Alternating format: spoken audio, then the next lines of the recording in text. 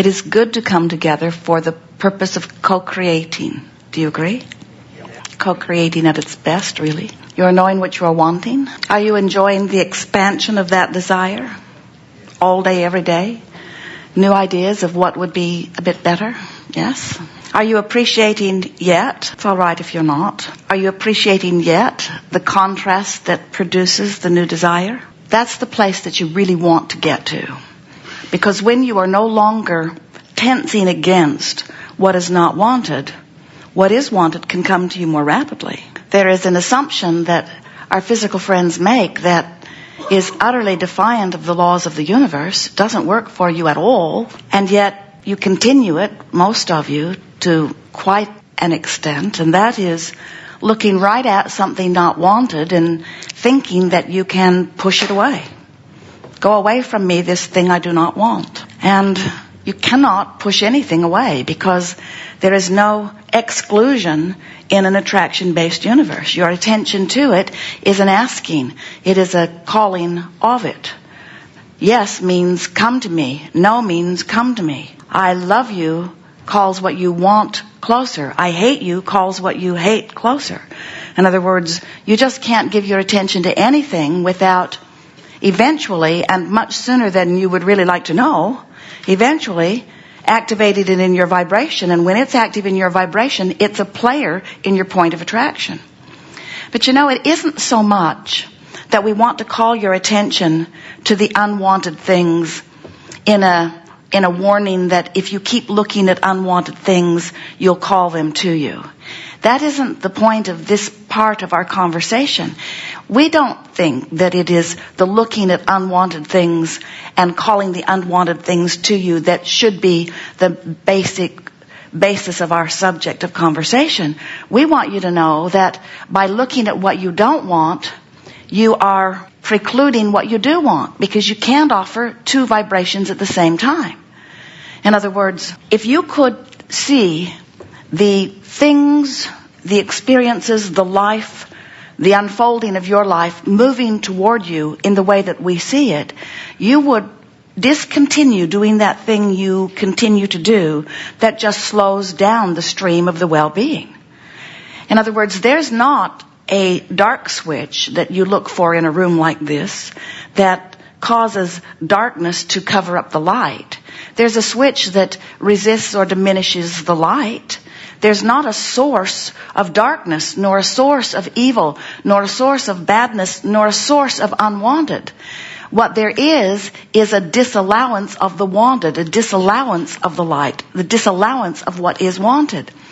And it takes a while to orient you to that understanding, but in order to do it, we have to remind you that you were source energy before you came into this body, and even while you're in this body, you still are mostly source energy. So a part of you came forth into this physical experience, and all day, every day, as life causes you to ask for more things, because whenever you know what you don't want, you know more clearly what you do want. Every time you ask, which is all day, every day, the larger part of you becomes the vibrational equivalent of what you are asking for. Our book from a while back says, ask and it is given, but that title is not even expansive enough, because it's not just that when you ask, it is given. It is that when you ask, the larger part of you immediately becomes that which you've asked for. When you're sick, vibrationally, you become weller. Because you can't be sick without asking for wellness, even if you don't use words.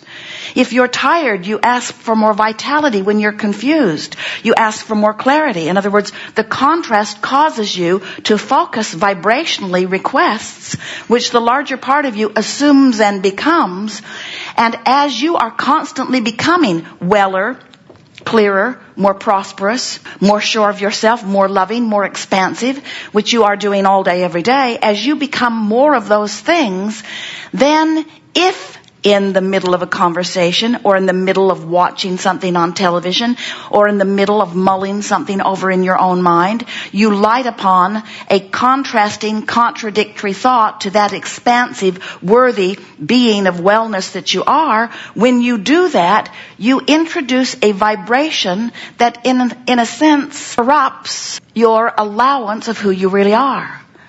Jeannie said after one of the recent workshops, Jeannie and Barbara out there on the computers and Sandy, that someone came new to the seminar who was not registered, and so they found her in the larger database like they always do, and when they pushed the button that they push all the time that exports that record into the current file, it didn't come. It came, but when they tried to print it, it made the computer crazy.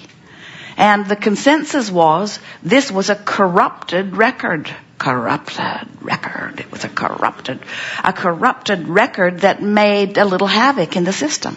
Corrupted. Well, what we want to say to you is when you are mad at someone, you're introducing a corrupted record to your system, so to speak. In other words, the system that is really you is not going to work at the proficiency that it would if you had not introduced that contradictory thought to it. And so we want you to get the sense, not that there are good things and bad things, while there are wanted things and unwanted things, but we would like you to leave this gathering today feeling the wholeness that is you and a newfound determination to try to lean more into that wholeness and not be so willing or even lazy or sloppy in your thinking that you are willing to introduce those not up to speed with who you are kinds of thoughts. You are a lover, and when you find reason to criticize, you're introducing corruption to the you that is you. And we use those words in the way that you just heard it. In other words, it's not a big thing. In other words, there were plenty of well-working records in the system, but they spent more time on that one corrupted record than they did on the whole rest of the records that morning. In other words, a lot of attention spent on something unnecessarily, because when you focus upon what is working instead of upon what is not working, then your life works better and better and better and better and better. All it takes is a little attention to something not wanted and a holding of it in your attention until it becomes a more chronic vibrational offering, and you can prohibit the well-being that would be there if you weren't doing that thing you're doing. And that's the point that we want to make. You got to stop doing that thing you do that doesn't let you be who you are. Well, what is that thing I do that doesn't let me be who I am? Well, it's a lot of different things on a lot of different topics and a lot of different conversations, but one thing is always occurring when you're doing that thing that you do that doesn't let you be who you really are, and that is you don't feel so good. Now, some say, well, what else is new? Because I don't feel so good a lot of the time. And we say, you really don't want to get used to that feeling. You don't want to lull yourself into an attitude of being willing to endure negative emotion. Negative emotion is your indicator that you've got some contradiction going on in your system. So here's the way it works. We'll give this to you briefly, and then we'll open to anything that you want to talk about. You are source energy, even though you are also focused in this physical body. Because from this non-physical point of view, a part of you, only a rather small part of you, came focused into this body. You came so deliberate and with such eagerness, because you knew that the variety of this physical leading edge time-space reality would inspire. We're doing the sifting and sorting here as this demonstration. As you sift through, you know what you don't want, you know what you do want, you know what you don't want, you know what you do want. You can't help but reach for improvement all day, every day, even if you're a one-celled organism. All species, and certainly genius human, you know what you don't want, you know what you do want. And when vibrationally you send off that rocket of preference or desire, the non-physical part of you doesn't just acknowledge it, doesn't only embrace it, but literally becomes it. That vibrational addition or amendment to the expansion of you, the larger part of you, becomes it in that moment. So another way of saying that is, your contrast just caused you to expand, and the larger part of you took the expansion instantly. The question that this gathering wants to ask and answer is, life caused you to expand, and you did vibrationally do expand. You did it. The question is, how are you doing in your physical human form? Are you keeping up with your expansion? And the answer is, If you're feeling joy, you're right up to speed. If you're feeling love and appreciation, you're right on top of it. But if you're angry or frustrated, if you are feeling fear, if you're worried or disappointed, if you're guilty or blaming, you are in the moments of those emotions a far cry vibrationally from what you have become, from who you really are. And that's the thing that we so much want to impress upon you in the hours that are before us today. We want you to come to understand that every time you have negative emotion, every time you have sickness in your body, every time something's not going the way you want it to go, it isn't because something outside of you is hindering you. It isn't because you've compared yourself to something else or someone else who is succeeding while you are not. It is that you have set a new standard for yourself that you're not keeping up with. When life causes you to expand and you don't go in the direction of the expansion, you feel terrible. It's like life caused you to chart a new path and you said, later, I'll go later. It's like life caused you to chart a new path, and all that you know as source has taken it and is now calling you toward it. And it's like you're saying, oh, I know I've expanded, but I choose not to go. I'd rather complain over here for a while longer. I know I have become more than I was just a little bit ago, and instead of appreciating the experience that caused the expansion, most of you are, after the expansion, you're standing there justifying why you should be able to expand by pointing out all of the negative aspects of what caused you to expand. Happens to you, doesn't it? You have a friend, you call it a former friend, but you have an acquaintance.